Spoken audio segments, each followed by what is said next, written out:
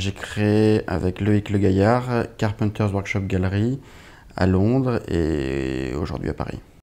Notre galerie est spécialisée dans ce qu'on appelle, ce qui est appelé le design art, qui est c'est une galerie de design contemporain et qui est vraiment à la frontière entre le design et l'art contemporain.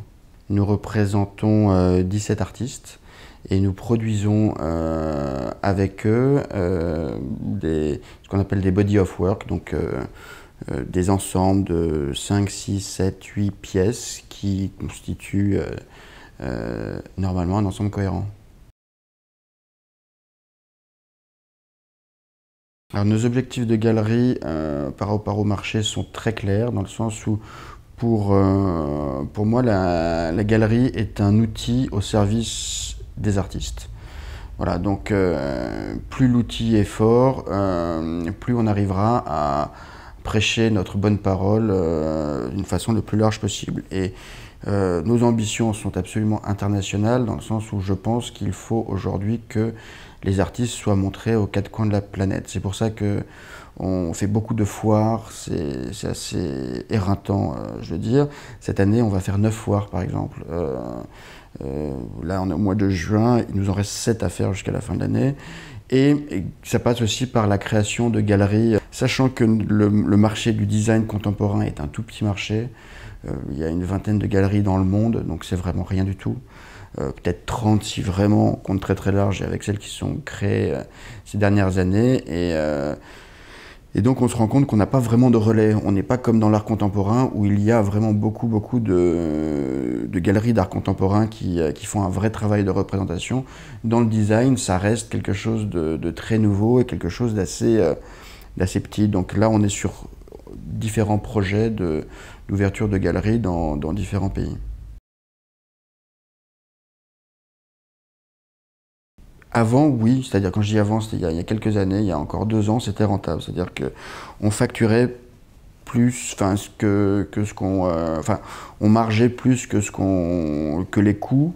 Depuis ces dernières années, c'est un petit peu différent. Je dirais oui, c'est rentable. En tout cas, ça l'a été pour nous, mais ça met une année, en tout cas 9 mois, pour qu'on s'en rende compte. Donc il y a moins d'achats immédiats comme on a pu en connaître. En revanche, c'est là où, pour les meilleures de ces foires, où on rencontre une clientèle incroyable, qui est une clientèle qui est très très difficile à capter.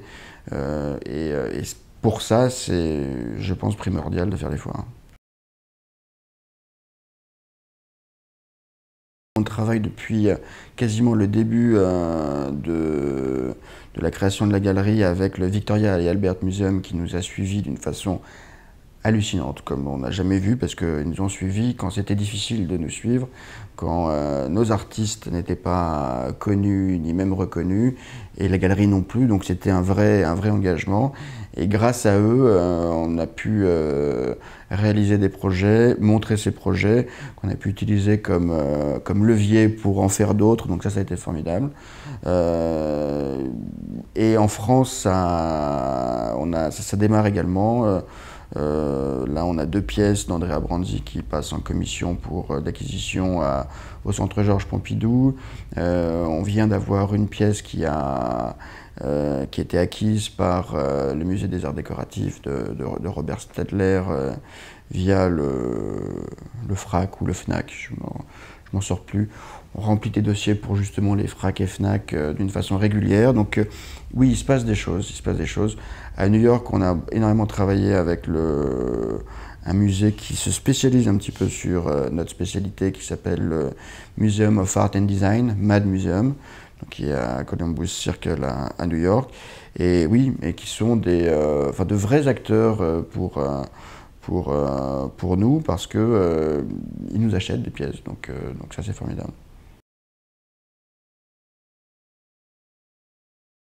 On travaille très peu avec les maisons de vente aux enchères d'abord pour une raison éthique, qui est que nous pensons qu'il n'est pas normal que des pièces de premier marché se retrouvent trop rapidement en second marché. Donc sur la vente publique, on travaille pas. En revanche, on a fait un gros événement avec Sotheby's qui s'appelait Sudley Castle, où là on a fait un événement de vente privée. Donc là ça avait un sens parce que ça n'était pas des enchères. Voilà, et là nous avons produit, la galerie a produit 25 pièces, notamment des pièces monumentales, et Sotheby's, eux, ont produit l'événement, le catalogue, et on a fait les ventes ensemble. Voilà. Donc voilà ce qu'on a pu faire avec les maisons de vente. Voilà. Et d'ailleurs, on se méfie un petit peu de ce qui peut se passer dans les maisons de vente parce que parfois ça peut être aussi une marque de faiblesse de voir certains jeunes artistes ou des prototypes se retrouver en vente rapidement. À notre sens, ça veut dire que la galerie n'a pas forcément fait son travail. Alors se servir des maisons de vente pour établir une cote, c'est très dangereux parce que tout ce qui est artificiel est a priori pas naturel, et donc c'est une vraie limite. C'est-à-dire que ça peut être un jeu dangereux, ça peut fonctionner, mais il faut tenir la distance, et que si c'est trop artificiel et que le marché naturellement ne rattrape pas ça, vous vous retrouvez avec des cotes qui décotent. Parce qu'on ne peut pas maîtriser qui met quoi en vente à quel moment, et à un moment donné, il faut vraiment beaucoup d'argent pour soutenir ces artistes. Nous soutenons nos artistes dans la mesure du possible, parce que c'est quelque chose que l'on pense important. En revanche, on est là pour repêcher une pièce si jamais il n'y a pas d'acquéreur, parce que c'est vrai que c'est quelque chose on fait très attention à ça, mais on n'est pas là pour pousser le marché, donc on est là simplement pour se positionner, et ça nous est arrivé de racheter des pièces plus chères que nous les avions vendues, mais dans une stratégie de galerie, dans un travail de galerie, on pense que c'est notre rôle aussi d'être là dans les coups de mou, parce que voilà, une enchère, c'est un moment donné, c'est quelques secondes, et ça peut partir vers le sommet comme pas décoller du tout en quelques secondes. Donc voilà. On est là, on est présent, on a beaucoup de respect pour les maisons de vente qui apportent un vrai dynamisme sur plein de choses. En revanche, on essaye de pas trop instrumentaliser les choses, parce que on a peur de créer quelque chose qu'on ne puisse plus suivre. Les artistes qu'on représente viennent du monde entier. Il y a quelques Français comme Vincent Dubourg, comme Mathieu Lehanner, mais ils sont assez peu. Ingrid Donna, ma mère, est d'origine suédoise. Nendo est un collectif japonais. Les frères Campana sont brésiliens. Wendell Castle et Johanna Gravounder sont américains. Random International sont allemands et anglais. Donc ils viennent un petit peu de partout.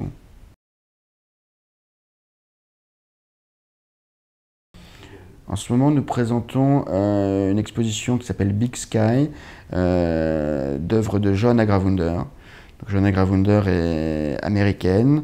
Elle a été associée dans les années 80 avec Ettore Sottsass.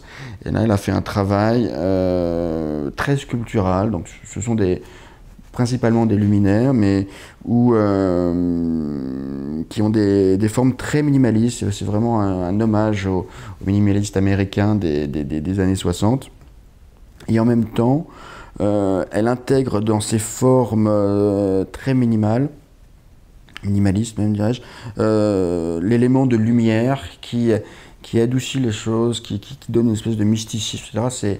C'est très fort, c'est très intéressant, et ce sera jusqu'au 31 juillet.